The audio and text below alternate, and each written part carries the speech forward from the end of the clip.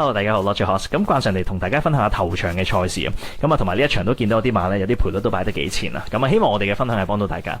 咁啊，慣常地都睇翻我哋個 Algo 預測出嚟，每一匹馬個機率係幾多啦。咁啊，首先呢，就係最高機率嘅幾匹啦，就係7號嘅團結戰靈。預測出嚟個機率係 over 25%。咁啊，預測賠率係3.3倍。